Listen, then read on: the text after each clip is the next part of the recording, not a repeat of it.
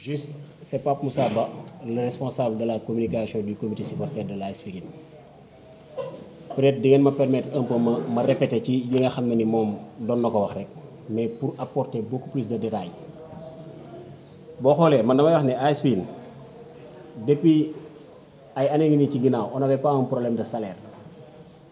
kon donc suñu problème de salaire dafa juddu à la création d'un poste boo xam ne ni moom la ñuy woowee premier vice-président délégué.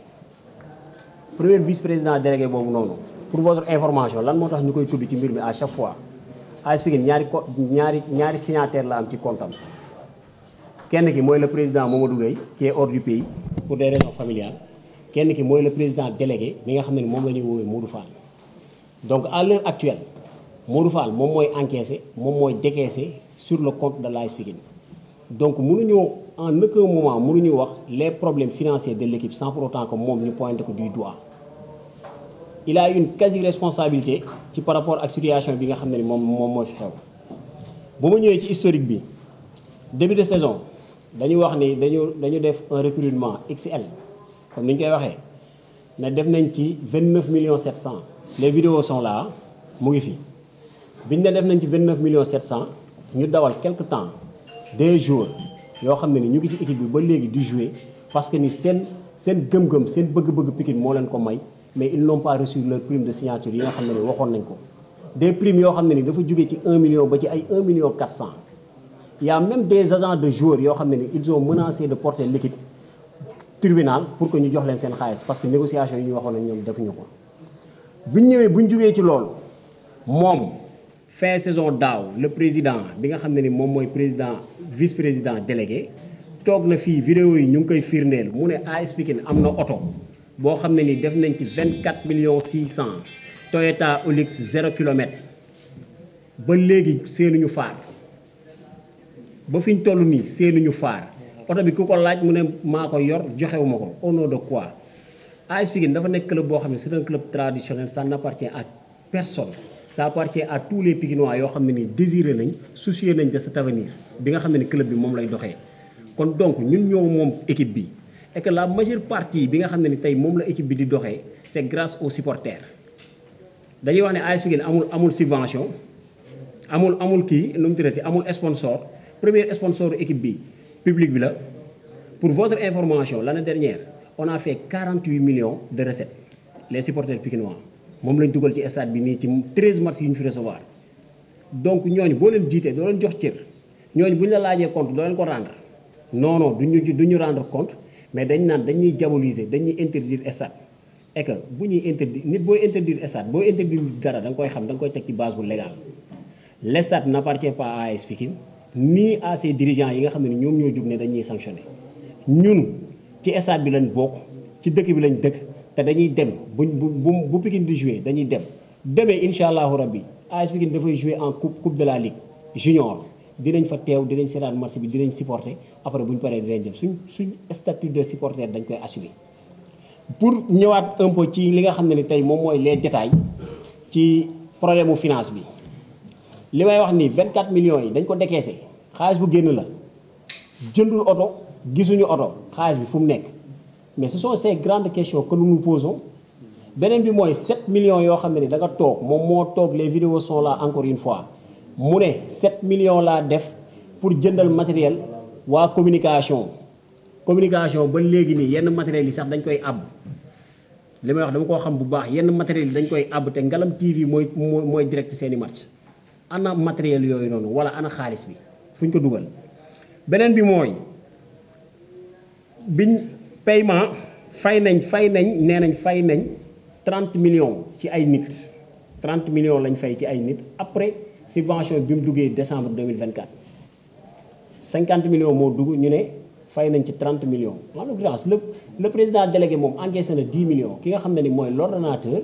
nekk l'administrateur du compte bancaire de l'AS Pikine moom moo ne équipe bi da ko yoreel xaalis te moom moo géré xaalisu équipe bi moom mu récupéré 10 millions ne dañ ko yoreel ba ñu ne dañ ko yoreel xaalis mais sur quelle base nañu ne fii ak fii la ma AS Pikine joxee xaalis laa leen joxee sama xaalis lii ak lii laa ci def justification yi sont là ñu après bu ko équipe bi di fay mu fay ko mais li ñu mënta nangu mooy waxi naka sa xandañ taxaw fële ne équipe bi dalaa yoreel 10 millions 14 millions après 7 matchs joués lépp nga wéer ko ci ay xom te dugaluñu bii 7 matchs joués benn bii lañ ci dugal contre Oslo ñu ne def nañ ci 14 millions mais vous vous rendez compte ci situation bi nga xam ne actuelle moom la équipe bi di dund te on avait vu la situation venir ñun bañ ko gisee on avait fait une alerte bind 2 lettres benn bi ñu adressé ko le président délégué moom beneen bi ñu adressé ko le président Mamadou Gueye pour que moom mu ñëw jël ay responsabilités par rapport à cette équipe bi nga xam ne ni moom moo ko diggoon même bu dul trophée digg na ko stabilité financière mais tey c'est tout à fait le contraire nan la équipe di encaisser 50 millions décembre ak un transfert de 5 millions boo xam ne ni moo dugg ci équipe bi transfert wala Maroc ñu ne dañoo yoreel joueurs yi 2 mois de salaire ay prime de match sax fay ñu leen ko récemment lañ ko fay te fay ñoom ñoo ko fay récemment la am benn bonne volonté boo xam ne ni c'est un digne fils de Pikine un dirigeant hors pair que tout le monde respecte mu yëkkati xaalisam fay support kii nu mu tuddati fay joueurs yi seeni prime maintenant pendant ce temps lan la équipe bi def club bi ana xaalisam fan la dugg mais ñun bu ñu ajee c'est parce que on a demandé on a posé ces questions yi nag posé nañ ko ci comité de supporters posé nañ ko aussi ci page Facebook yi AS Pikine man de façon personnelle j'ai écrit un texte il y a de cela 2 semaines tuddee ko la mauvaise gestion de l'équipe énuméré ci li may énuméré lépp après 2 jours lañ ci teg joueurs yi dem grève parce que on sentait venir la situation Pikine il faudra que ñoom ñi nga xam ne ni ñoom ñooy làqu ces 3 à 4 personnes yi nga xam ne ni ñoo làqu ci ginnaaw ne dañuy génnee benn communiqué interdisant des supporters fii dañuy dem xoolaat ci yan texte lañ ko teg dañuy dem xoolaat njàng bi ñu doon jàng fan la leen dugg parce que ni on ne peut pas interdire un supporter stade boo xam ne ni c'est un stade municipal la Pikinois bu ko neex mu ñëw fi lenn moo ko fiy teree dugg mooy li président wax ñàkk am xaalis 1000 francs aw ma ko dugguma wala match bi huis clos la ñëwuma loolu rek moo mën a téye supporteru AS Pikine mu bañ a dugg seetaani match et que ce sont des choses qu'il tente de faire pour dissuader mais ñun xam nañ bu baax fi ñu jëm te fi ñu jëm xam nañ bu baax fan la ñuy jaar pour yegg fa et que may koy wax encore une fois c'est pas une menace mais le combat ne vient que commencer AS Pikine il faudra que nit ñi xam ne ni képp ku fi yor dërëmu AS Pikine bu année bi jeexee dañuy woo nga rendre ñu compte ne ni dërëm bi fii laa ko dugal ak fii bu dalee suñu xel ñu nangu bu dalul suñu xel aussi nga justifier clairement que ni lii parce que du xaalisu kenn xaalis AS Pikine li muy am ci laa bokk ci nga bokk keneen ci lañ bokk malgré li ñu nekk ay responsable communication comité supporter stade bi bu ñu fiy dugg dañuy dagg ticket bu ñu toogee fii côté bii 2000 la ñuy fay bu ñu toogee fële 1000 francs la ñuy fay de kenn mayuñu pendant ce temps ñoom qui s'appelle dirigeant dañuy ñëw ak seen i budget toog fu leen neex fayuñu et puis équipe bi ñoom dañuy récupérer xaalis équipe bi ne dañ leen a yoreel bi ñu leen yoreel nañ ñu ko wax fan lañ ko teg beneen bi mooy ñu ne fay nañu 500 000 francs ki nga xam ne ni moo doon négocier contrat sponsoring kii Coca-Cola mais Coca-Cola bi mu ñëwee dane moom day jël les clubs les plus populaires Coca-Cola boo jógee seen intervention loolu la ñuy wax les clubs les plus populaires te Coca-Cola c'est une grande entreprise qui se respecte mu jël AS Pikine jël Tëngéej jël Jaraaf Géejawaay jël Géejawaay ñu ne kooku noonu ki doon négocier contrat bi jox nañ ko ci 500 000 kan moo doon négocier contrat bi nañ ñu ne diw la ak fan la ñu waxee ne waa ji mooy négocier contrat bi pour ñu jox ko 500 000 on a besoin de cet éclaircissement le trésorier Fallou Diagne nee na équipe bi amee na ko 1 million nañu andil acte bi ñoom ñëpp ñuy wax ne équipe bi da leen a yoreel nangu nañ de bañuñu mais nañ ko justifier avec des pièces justificatives yu leer nañ et que je les renvoie ñoom ci le nouveau code des obligations civiles et commerciales bu Sénégal bi nga xam ne en son article 14 moo koy wax tout acte boo xam ne ni day dépasser valeur 20 000 francs dañ ko war a bind wala ñu signer ko devant notaire. Nous sommes dans un club professionnel kon donc nous sommes appelés à diriger ce club dans les normes sinon affaire yi fii lay féetee ci ñoom maintenant li xew keroog stade ñun le comité supporter dañu jël suñu engagement personnel ne les joueurs sont là di ñëw entraînement chaque jour di ñibbi seen kër yi ñu nekk ay soutien de famille kenn fayu leen pendant 2 mois seen prime de match yi kenn respecté wu ko ñun ñu ne les supporters de Pikine ñun ñoo jël suñu engagement ne fekk leen fa ñu toog di compter ñu ne leen xaalis bi du dugg ci benn compte ndax depuis début bi ba léegi mu ngi dugg ci ay compte te xamuñu xaalis bi fu mu mujjee donc xaalis bi du dugg ci compte dañ koy jël ñu teg ko ci bërëb jox ko ki nga xam ne ni moom la ñu wóolu moom la Pikinois yëpp wóolu ñu teg ko ci loxoom bu ko defee moom bu matee mu fay ko joueurs yi dina xam nan lay négocier ak joueurs yi pour fay leen ñoom ñu woowee ko séquestration baat bi dafa sax ñaaw kan la ñuy séquestrer benn groupe de personnes bu ñëw fekk ak ay 4 personnes ñu toog supporteru Pikine yi dañoo mën a dañoo xaj ci ñooñu ba leen di séquestrer te sur les sanctions nee nañ dañuy am ay procédures judiciaires mais ñun loolu lañ bëgg parce que lii nii nga xam ne ni moom moo xew ci équipe bi lii nga xam ne ni moom moo xew ci équipe bi actuellement dañ ciy rendre compte par force je l'ai dit de gré ou de force xaalisu AS Pikine bii nii gars yi dinañ ñu ko rendre dinañ ñu wax ni fii ak fii ak fii la dugg parce que ni ça nous appartient les dirigeants peuvent passer les supporters peuvent les joueurs peuvent passer mais supporters yi dañuy demeurer éternellement des supporters de l'AS Pikine fii ñi fi toog ñëpp am na ñoo xam ne nii ba avant ñuy judd la ay ñoo xam ne ni ñu ngi fii nii nekk dirigeant AS Pikine 1988 ba léegi yaa ngi diriger AS Pikine nga ne yow yaa ngi xëccoo benn poste boo xam ne ni chaque jour dañ lay saaga dañ lay xas gañewoo ci dara mais tu continues à le faire 40 ans sa waay 1988 année boobu laa juddu am na ñeneen ñoo xam ne ni ñu ngi fii nii juddu wuñu donc nga nekk boo doon liggéey ci loolu retraité nga donc il est hors de question ñu ñuy jëlal seen wax jooju noonu di ñu ko gëmal am na leneen loo xam ne ni moo leen obnubilé que de chercher le bonheur des Pikinois à travers AS Pikine quand même am na leneen loo xam ne ni moom moo ci am beneen bi nga xam ne nii bëggoon naa ko ci yokk pour dem peut-être ci perspective yi nga xam ne ni moom lañ jëm nee nañ aussi ki nga xam ne ni moo doon nekkoon préparateur mystique u équipe bi en l'occurrence Mbaye Dieng fay nañ ko 2 millions 500 2 millions 500 c'est-à-dire une fois gis nga du ay commission mystique damay def xon rek kenn mënu koo kenn mënu koo calculer kenn mënu koo justifier loolu ay waxi kasaw la sa waay fii ku fiy joxe sa dépense ci kër buñ la ndugalee andil la di nga xam ne lii nii yanu na maanaa wala yenuwul maanaa foofu lañ toll gars yi nañ ñu justifier suñu xaalis bi fan la toll lan moo waral lii lan moo waral équipe bi sombre mais moi je le dis que responsabilité bi dégagé wu na à partir de la création du poste président délégué bien vrai que ne ay année ngi fi nii joué wuñu woon le titre gagné wuñu woon waaye wax dëgg yàlla kenn déggu fi woon supporter kenn déggu fi woon joueur Pikine yaa ngi grève par salaire la loolu gëj na fi D2 nga ko doon dégg D2 mais année yi ñu nekkaat ci ligue professionnelle bi nii Ligue 1 déggoo fi ñu naan la supporter Pikine kii joueurs yi ñu ngi grève parce que dañ leen a ameel salaire dañ leen a amal ay prime de signature c'est parce que diriger nga gérer une équipe c'est avoir une prévision boo amul prévision dès le début doo ko kii on peut pas dire que ni le président dit que ni moom dañuy taxaw ci salaire kii nu mu tuddati masse salariale de 8 millions nga yóbbu masse salariale bi ba ci 12 millions à 12 à 13 millions pour lan au nom de quoi au nom de quoi l'année passée amoon nañ fi benn projet boo xam ne on prenait les jeunes di kii yi nga xam ne ñoom ñoo nekk ci dëkk bi di fi jouer première partie de saison on était deuxième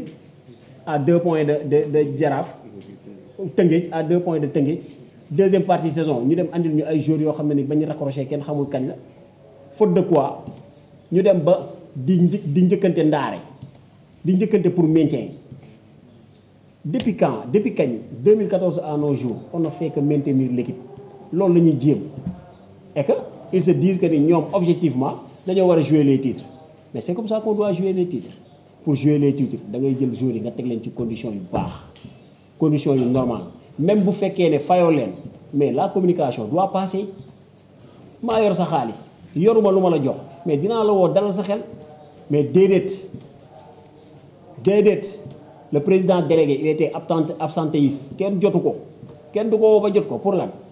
te nga yow nga gérer xaalisu équipe bi war a fay salaire ça il doit nous rendre compte malgré qu'en 2014 moom moo fi nekkoon gagné na fi ay trophées dañ koy respecter dañ koy saluer mais loolu taxul benn yoon que lu la neex def lu la neex wax amul dëkk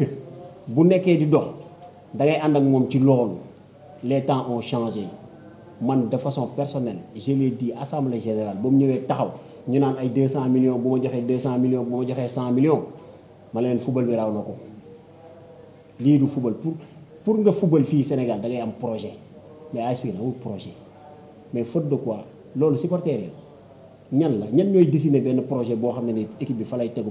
pour à l'avenir mu baax ñan la ñun la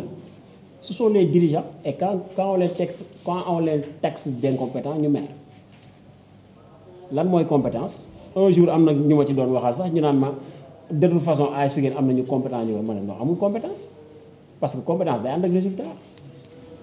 résultat leneen li Fallou mu ngi koy souligner léegi mooy xaalisu fond kii bi soirée bi levée de fonds ngeen ne pour tabax kii la siège AS Pikine waxatuñu ci tabax bi waxatuñu ci xaalis boobu noonu dañ doon jaay ay table 1 million wala loolu yi dañoo war a bàyyi nii mu jàll sa waay loolu mooy les questions yi nga xam ne ni moom lañ posé et que le comité supporter a été très responsable ndax ba muy jël décision di wax ak gars yi boobu lii yëpp génnul c'était bien avant décembre on sentait venir la situation encore une fois parce que xamoon nañ ne lii Pikine di def nii jamono ji attanu ko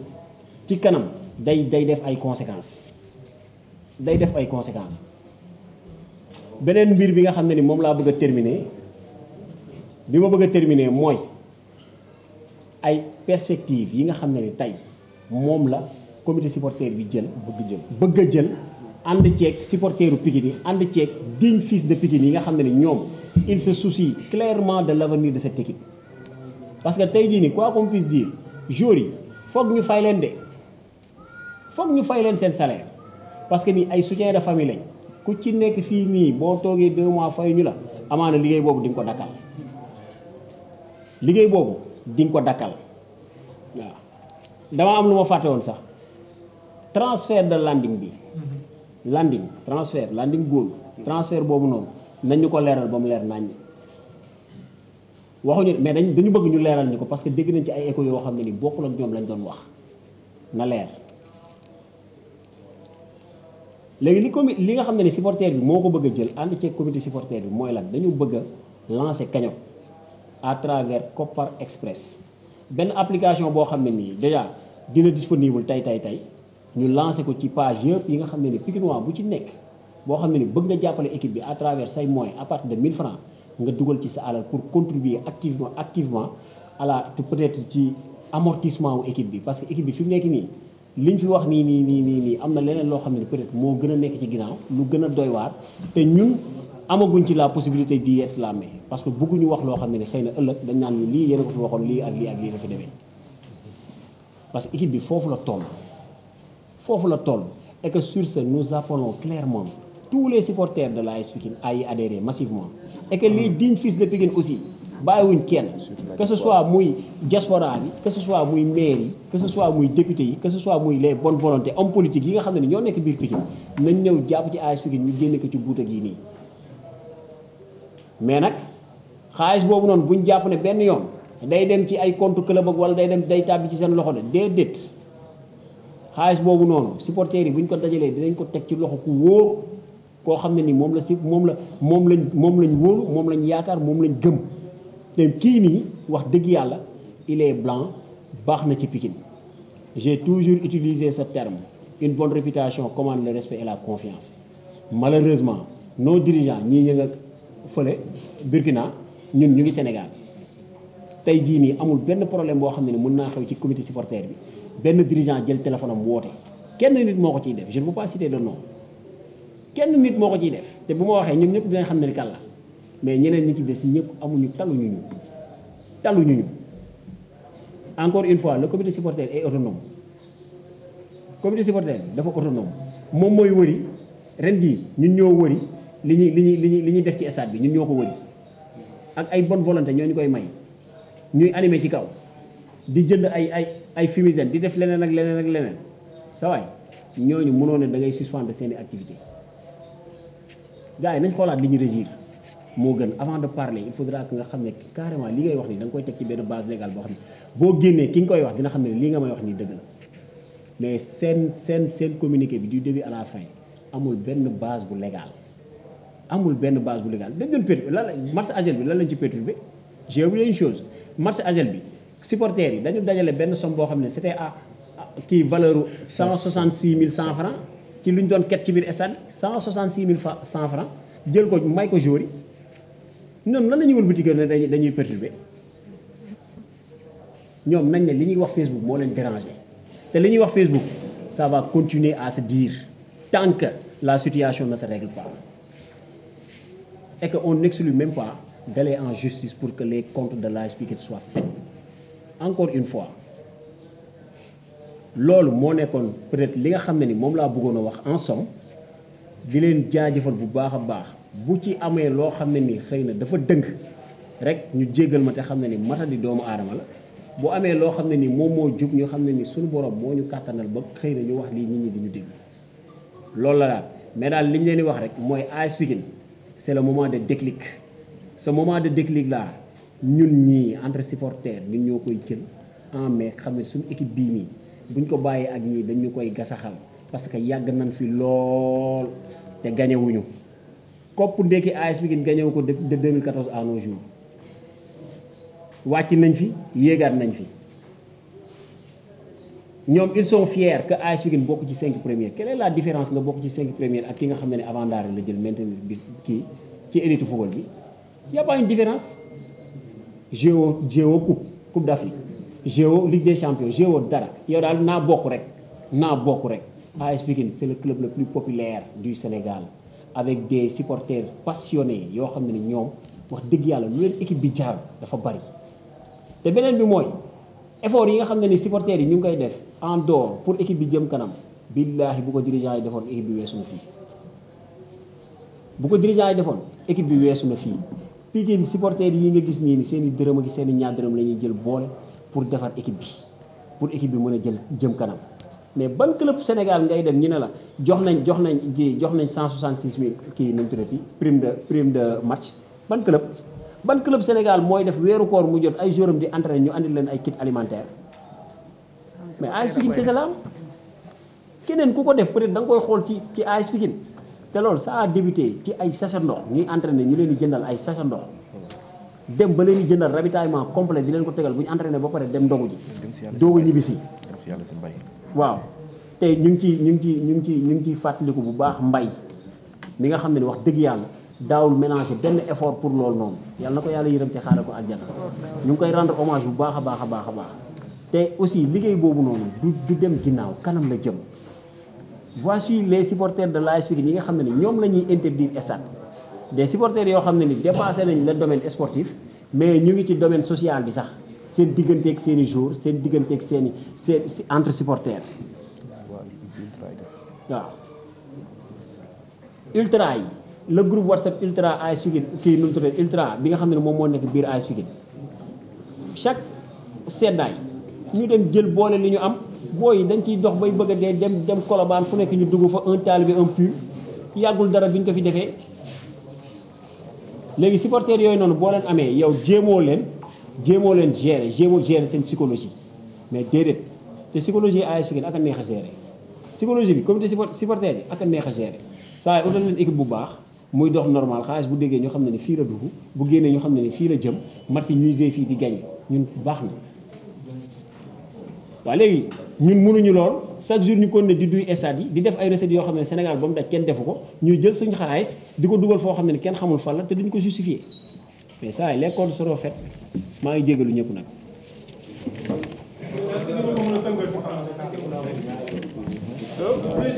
waaw Tafa da ngay kii waaw léegi baal Tafa résumé man dama xaw a wax lu bari quoi dama sonn moo tax dama xaw a wax lu bari moo tax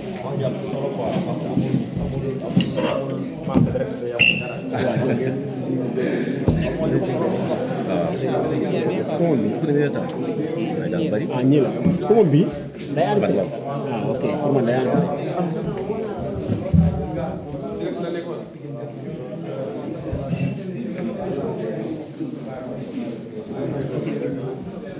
en résumé rek ak intact. waaw waaw am na benn résumé.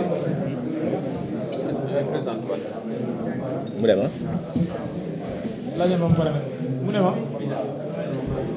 Salut à tous, c'est Amdi Moustapha, président du comité de supporters de l'AS Pikine. Aujourd'hui, nous faisons face à la presse pour parler d'une situation vraiment regrettable que notre club est en train de vivre. Et ces situations qu'on avait vécues qu'en 2014 et 2015 est en train de se dessiner cette année-ci. Tout ça, la faute d'une mauvaise gestion venant de nos dirigeants, en particulier le premier vice-président délégué, en qui le président Mamadou Gueye avait une entière confiance en lui, jusqu'à lui donner les signatures du club. Au moment où je vous parle, il est le signataire du club, c'est lui qui exécute les dépenses et fait en même temps aussi les dépenses. Comme vous le savez, l'AS Pikine vit une situation vraiment terrible. Quand on nous dit que nos joueurs sont restés 2 voire 3 mois sans salaire, c'est une situation qu'on avait vécue jusqu'en 2014. Et ces 6 dernières années passées, le club était stable sur le plan financier. Aussi, on a vu hier des supporters qui étaient suspendus faute de ce torchon qu'ils ont sorti comme communiqué. Et c'est une chose qu'on balaye d'un revers de main. Parce qu'on ne peut pas suspendre des supporters parce qu'ils ont dit qu'il y avait une tentative de séquestration. Il n'y avait aucunement tentative de séquestration dans les locaux du siège de l'AS Pikine. C'est des supporters qui se sont révoltés face à une situation. La situation, c'est qu'il n'y a rien dans nos caisses. Dans un club qui a reçu 50 millions il n'y a même pas 2 mois, ils ont dilapidé tout l'argent sans rendre compte à qui que ce soit. C'est ce que nous sommes en train de dénoncer. Et nous n'allons pas laisser les bras croisés pour que cette équipe revienne sur le droit chemin. Nous allons nous battre jusqu'à notre dernier souffle. Et Pamoussa l'a dit tantôt. Ils ont dit qu'ils vont engager des poursuites judiciaires. Nous, de notre côté, si toutefois ils engagent, nous allons faire ce qu'on ne pouvait pas faire auparavant. Faire une plainte collective et faire signer cette plainte à tous les supporters. Parce que ces gens qui sont à la tête du club nous doivent des comptes jusqu'au dernier centime. C'est ce qui nous a rassemblés ici pour faire les comptes. Et nous vous donnons rendez-vous, Inch'Allah, la prochaine fois. Merci beaucoup. Par rapport à l'interdiction de voler au stade, qu'est-ce que vous comptez faire? Non, pour l'interdiction, nous ne ferons rien. Inch'Allah, demain, Pikine va jouer et nous y serons avec Pamoussa et tous les autres. Parce que l'AS Pikine n'a pas la prérogative de suspendre des supporters. C'est un stade départemental. Et pour que ce supporter soit suspendu, il faut un ordonnance du juge. Donc, ce n'est pas de suspendre nos supporters. Inch'Allah, demain, nous serons au stade. Sur les perspectives, ok. Les supporters ont décidé à l'unanimité d'aller vers une cagnotte pour venir en aide au club. Mais cet argent n'ira pas dans les comptes du club. Nous appelons tous les dignes fils de Pikine, en l'occurrence les gens de la diaspora, pour qu'ils puissent participer à cette cagnotte. Le lien sera, Inch'Allah, disponible dès ce soir. Après, la somme récoltée sera uniquement pour les jours et les salaires, pour que l'équipe soit stable et que les joueurs reviennent à l'entraînement, Inch'Allah, le plus rapidement possible.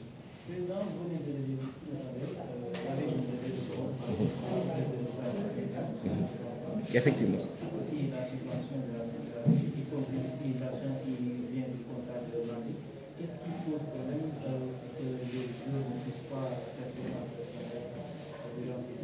Parce que les comptes du club sont très mal gérés. Parce que tu ne peux pas recevoir l'argent de landing,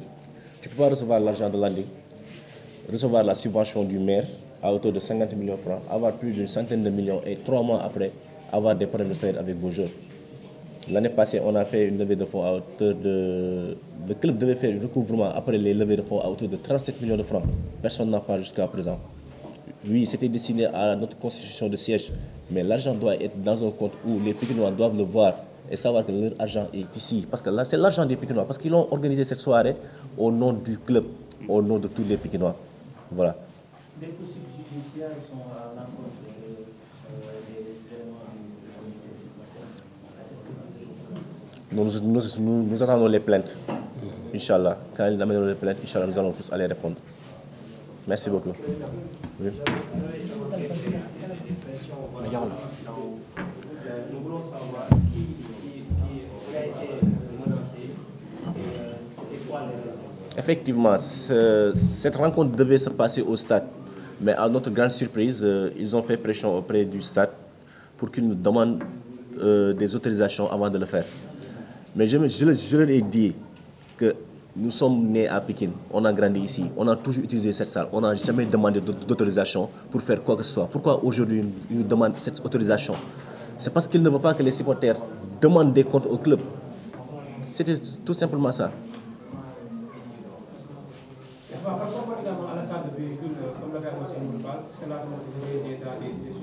Nous n'avons toujours pas reçu de véhicule. Vous avez vu les vidéos sont sur le net. Ils sont en train de partager les vidéos. Un véhicule à hauteur de 24 600 000. Toyota Hilux 0 km. On ne l'a toujours pas reçu. La cellule de com, ils ont décaissé. Mais tout cet argent dont on est en train de parler, c'est de l'argent décaissé. Les 24 millions, les 7 millions pour la cellule de com, c'est de l'argent décaissé. Et le matériel n'est jamais venu à port. Donc, c'est ça notre véritable problème. Où est passé tout cet argent alors que l'équipe a besoin de cet argent pour payer ses salaires? N'avons-nous pas le droit de demander des comptes à nos dirigeants? C'est ça notre véritable problème avec eux. C'est bon. Merci. Merci. 7 TV.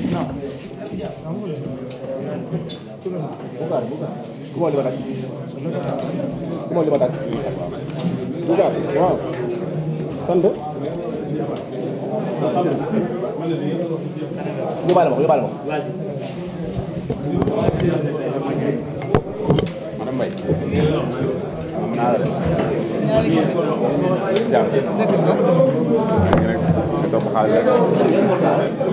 Mbaye.